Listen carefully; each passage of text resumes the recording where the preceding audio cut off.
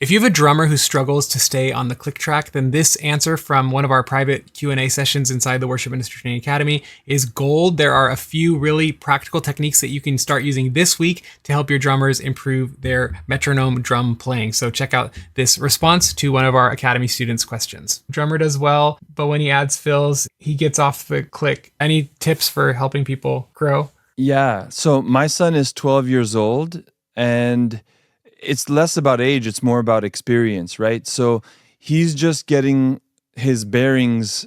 But the beautiful thing is, I told him, I said, when I started playing, I didn't have in-ears. I didn't have a click track or a multi-track stems to play to or any of that.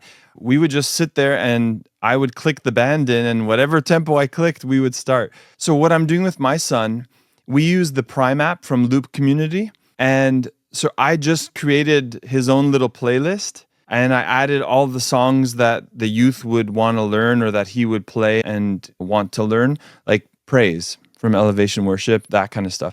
And then rather than just putting a metronome, that's boring for a younger person to start learning. I don't want to play with this thing. It's so robotic. But when it's embedded in the track of a song, by default, you're actually learning to sync up. So for my son, he'll come every morning at 7 a.m. after breakfast. He gets ready for school, and he'll play drums for like a good 25 minutes. He'll open up his laptop, put his in-ears in, and just play through the set list. So unfortunately, there's no simple, easy way. You have to play with the click to get comfortable with the click. But yeah, get playing with the click, and multi-tracks are probably the easiest way to sell it to an inexperienced drummer who's just learning or getting started on it. Yeah, and this is something I used to do, Mark, is I would have a drummer that I was training, and this goes to someone else's question too. This is Danny Fierro. I'm going to tie it back to Mark's question, but Danny's also asking, I'm losing a bunch of drummers. How do I train new ones? Well, one of the things that I did with my other drummer that I was training was I would have him come in, I would play through a song with him and give him advice, and then I'd leave him with the laptop for an hour and say, I want you to practice with the click on all these songs with the multi-tracks, right? And then he would practice for an hour, and then I would come back and I would do one last song with him and give him some final feedback. And every week he would come in and he would play at the church on the drum kit, and I would just let him in. I would spend 5 minutes up front, 5 minutes at the end, and let him play for an hour or however long he could.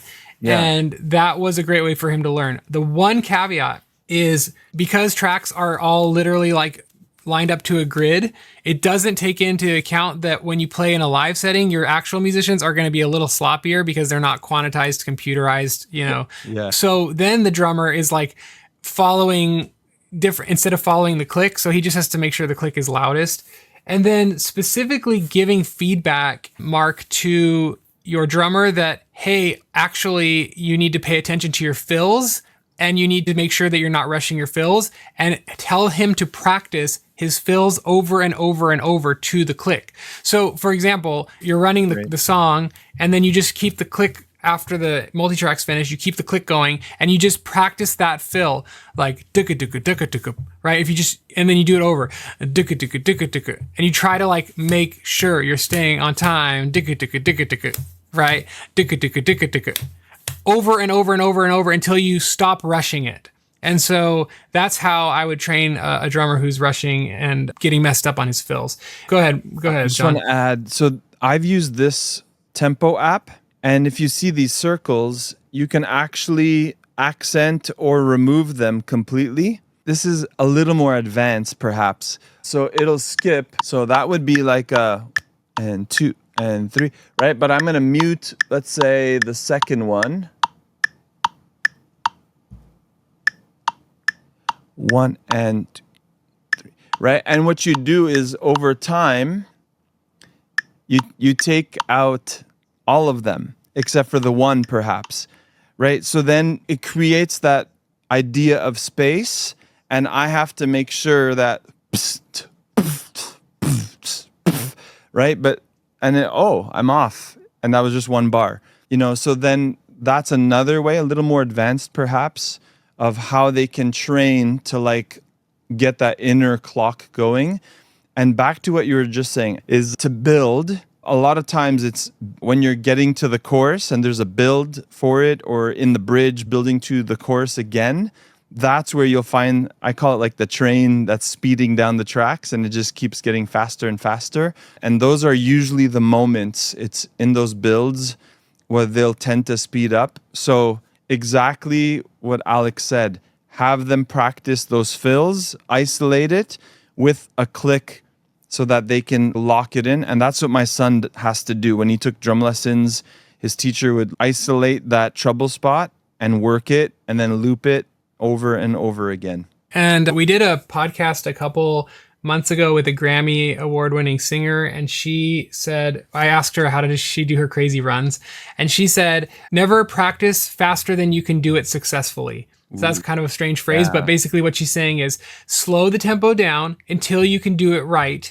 and then keep doing it right until you can never do it wrong, and then speed it up by 5 BPM and start over until you can never do it wrong, and then speed it up by 5 BPM. And then eventually you're doing the run so fast or the fill so fast because you've built your way up to that speed. And so, yeah, that's a lot of great advice. Thanks for the great question, Mark. If you love this sort of real life practical coaching for your actual questions that you have as you lead your ministry, I want to invite you into the Worship Ministry Training Academy, where you get to ask expert guests that we bring into the academy your own questions, and they give you these types of answers very specific to your specific situation. So I would love to invite you to join us inside the Worship Ministry Training Academy. Besides our live expert interviews, we have 13 in-depth courses that will give you the confidence and skill that you need to lead with excellence. We have 20 time-saving templates that you can use in your ministry to immediately streamline things and reduce the headaches and stress. There's a bunch in the academy. You can try it for free for 15 days by going to worshipministrytraining.com. Hope to see you inside the academy. Otherwise, check out whatever YouTube is recommending next, as long as it's from Worship Ministry Training. All right, hit subscribe, hit like,